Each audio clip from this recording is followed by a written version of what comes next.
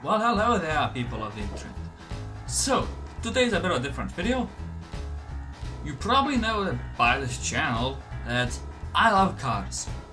That's the point of the channel. I love cars, I can talk about them all day, all night.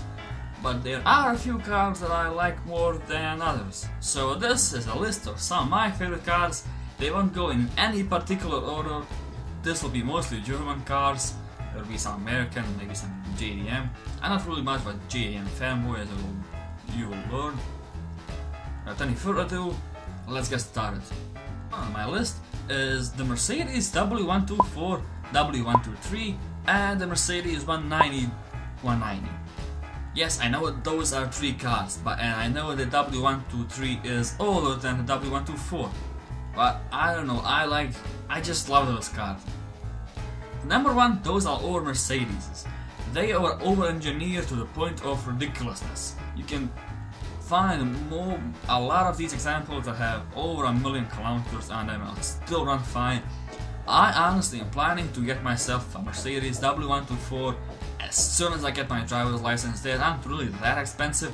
You can find a really good one with air conditioning, ABS, an airbag, sounds silly, and some other stuff with a 2 liter or 2.5 liter diesel engine for about $2,000, $2,100, $2,200,000 or 2,000 euros, about that price. You can even find a bit cheaper, but they usually don't have an AC in them or are a bit run down. Also the W124, but also the W123. We had a W123. It was a 2 liter diesel. I don't really know how old it was. I do remember it was so good. It was huge. It was slow, but it was so comfortable. I'm in love with the car, and I remember that the hearing in that car, it could melt your face. The hearing in that car could melt your face. My list is the Mustang. Now, not any Mustang in particular, just in general the Mustang series. Well, I do quite like the original Mustang, the very first Mustang, and the latest one Mustang. Why do I like this car? Well, American muscle, baby. I just love the car, I love the character, the no damn is given character. It's big, it's powerful, and I mean, there isn't really much to say. It's a Mustang, god damn it. V8 under the hood. Nah, not much to say. After the Mustang, we do have another Ford, and that's the Ford Focus RS. The Mustang and the RS car came out recently at the same time. That just happened. But I really like the RS, and if I had to choose between those two, I would go with the Focus. Yes, it does have a smaller engine, it is less powerful, but number one, it's a 4-wheel drive car. Number two, it has a bloody drift button. What more can you want in a car than a drift button? Drift button, yeah, drift button. Okay, stop. But the car, as far as I know, the car is really fast. It has excellent steering, handling. It's famous for rally in the world of rally. Although I'm not really into it that much. Yeah, I mean, just again, I would choose the RS over the Mustang. To Europe, we have the BMW. Oh god, BMW. Oh, which one to choose? I love so many BMWs. I'm also a BMW fanboy. I recently did a BMW episode. I even have a BMW hat, which is too small for me. I got this 4 years ago.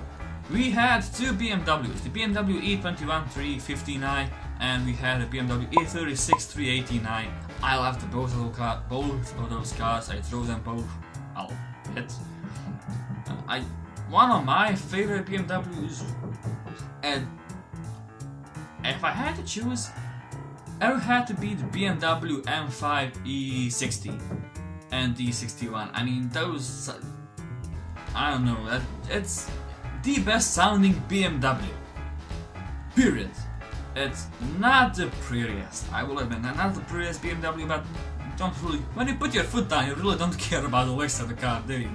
And it sounds epic, it goes if, yes, I know the new BMW is faster, more powerful, more efficient, way prettier, but this one has a V10 engine, 10 cylinders, natural aspirated, no turbo, no supercharger, none of that bullshit. Yeah, I'm not saying that turbo is bad, but I prefer natural aspirated over a turbocharged. That's just what I like. The supercar territory, and I'm not really much of a supercar fan, I don't really like supercars that much, but the Ferrari 458 and the Ferrari LaFerrari. I think that Ferrari LaFerrari is one of the prettiest cars like ever, like that Ferrari, prettiest Ferraris ever. I mean, it's so beautiful, it sounds epic, it's so fast, it's so bloody expensive. Well, it is a Ferrari at the end of the day.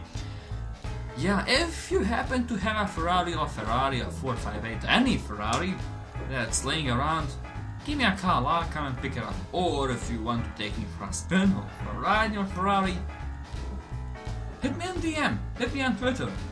Staying at supercar territory, we have the Lamborghini, Lamborghini Sesto Elemento, sixth element, as Richard Hammond says. The sixth element is for carbon fiber. Is it for carbon fiber? I think it's for carbon fiber. Nevertheless, the car is all about losing weight.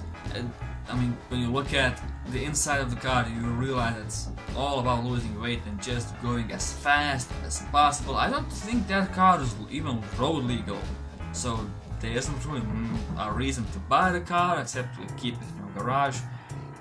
But it is really extreme. Extreme is the word for it. I have the fourth Mercedes on the list, and it's the Mercedes F600 Grosser. The big Mercedes, the most expensive Mercedes, the car that used to be the most expensive car ever, the holy grail of Mercedes, as the Mercedes only extremely rich people like dictators had.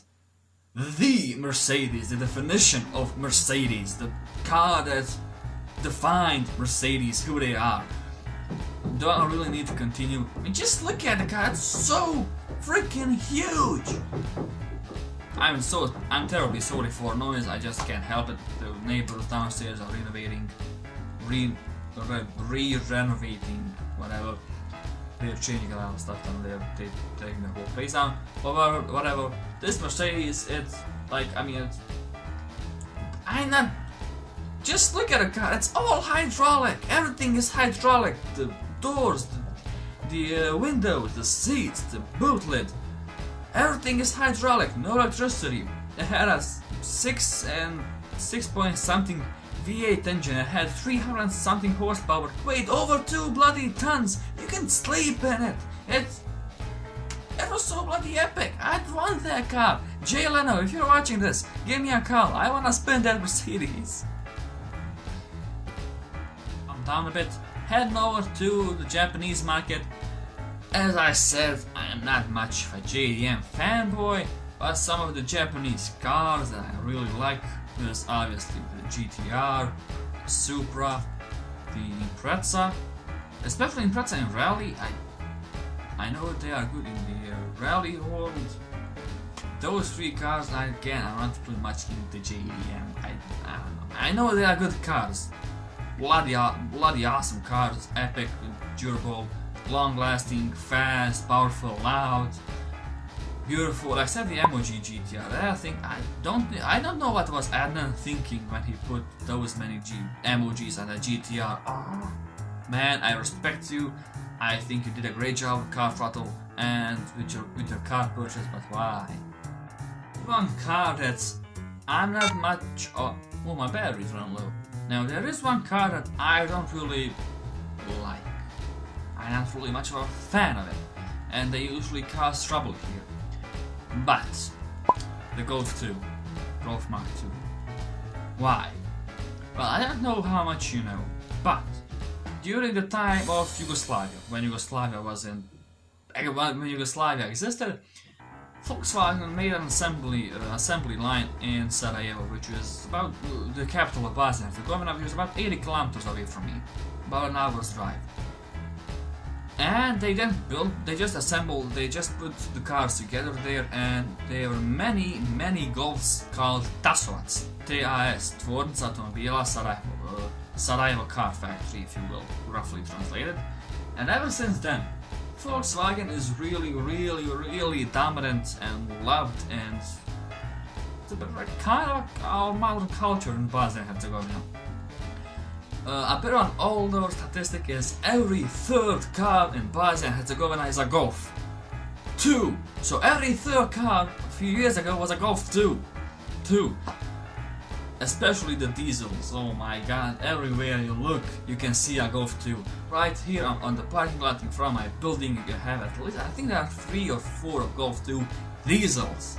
Those are just Golf 2. Then you have Golf 4 is also very popular here, and the Golf 5, Passats everywhere.